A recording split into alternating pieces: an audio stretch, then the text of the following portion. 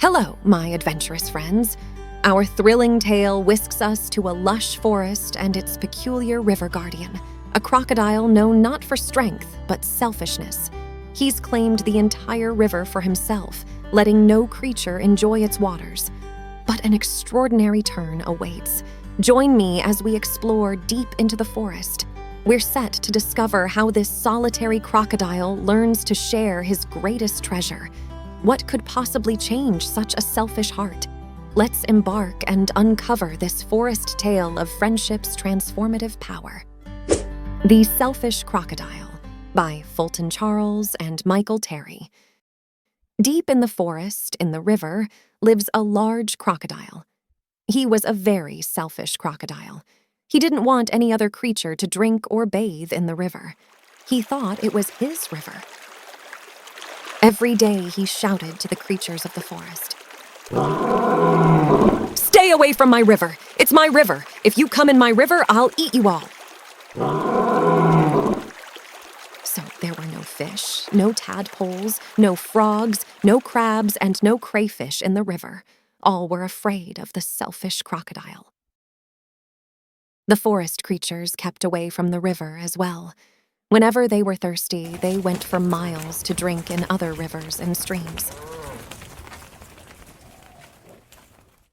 Every day, the crocodile lay on his great big back in the sun, picking his big sharp teeth with a stake.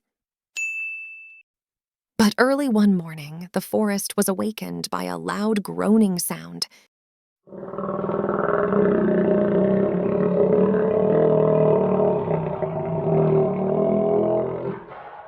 Something was in terrible pain. The creatures thought it was an animal caught by the crocodile. But as the sun came out brightly, they saw that it was the crocodile who was in pain. He was lying on his big back, holding his swollen jaw. He was crying real tears. The creatures drew closer, but not too close. Some of the creatures felt sorry for the crocodile. "What's the matter with him?" asked a squirrel. "I don't know," said a blackbird. "Maybe he's going to die," chirped a blackbird. "If that happens, it'll be safe to go in the river," grunted a wild pig. The animals thought about this. They hung from branches, they hung from vines, they buzzed in the air, and they shook their heads as they watched the great big crocodile in pain.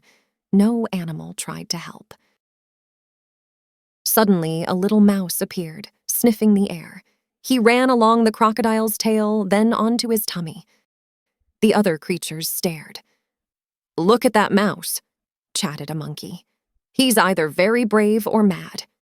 "He's going to be eaten for sure," said an iguana. The mouse crept along the crocodile's big neck and into his open mouth. There was a hush in the forest. The mouse got hold of something and then pulled, and pulled, and pulled. Then he put it on his shoulder and walked out of the crocodile's mouth. There was a loud cheer from the astonished creatures. The crocodile sat up and said, "I don't feel any more pain. It's all gone." Then he saw the mouse walking down his tummy, carrying an enormous crocodile tooth on his shoulder. "Your bad tooth was giving you the toothache," answered the mouse, turning around to face the now smiling crocodile. "Do you want it back?" "Oh, no, get rid of it, and when you've done that, come back. I'll have a present for you." The mouse went and buried the bad tooth under a tree, and when he returned, the crocodile had a nice, juicy nut waiting for him. "You were very clever getting rid of my toothache, and kind. I am so grateful. But what should I do if my toothache comes back?" "Don't worry, I'll help you take care of your teeth," answered the mouse, nibbling. Soon the crocodile and the mouse were the best of friends, and one day the crocodile sent all the animals an invitation. "Please come to drink and bathe in the river. I won't hurt you. The river belongs to us all," he said. The creatures weren't afraid to drink and bathe in the river anymore. Although the crocodile was sometimes nappy, they grew to love him. And soon the river was full of fish, tadpoles, crabs, and crayfish. As our journey with the crocodile and his tiny mouse friend comes to a gentle close, let's ponder a powerful lesson from their forest home. It's truly remarkable how the mouse's care and friendship sparked such a change in the once selfish crocodile. By showing affection and understanding, the mouse revealed to the crocodile a side of himself he never knew. Deep down, he had a heart capable of friendship, sharing, and joy.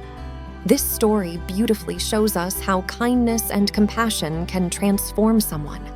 The crocodile, once feared and avoided, became a beloved member of the forest community. His new friendship with the mouse opened his heart, leading him to share the river, his most prized possession. This wasn't just a change of mind. It revealed who he really was deep inside. Now that we have learned this important lesson, take a moment to think. Who around you needs an expression of kindness and compassion? What wounded heart needs the hope of your friendship today?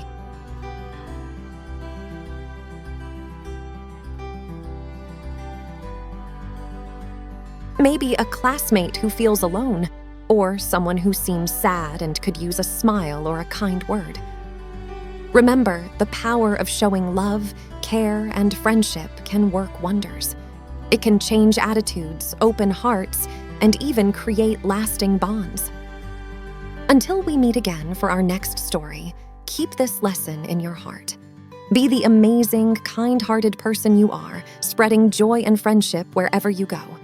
See you soon.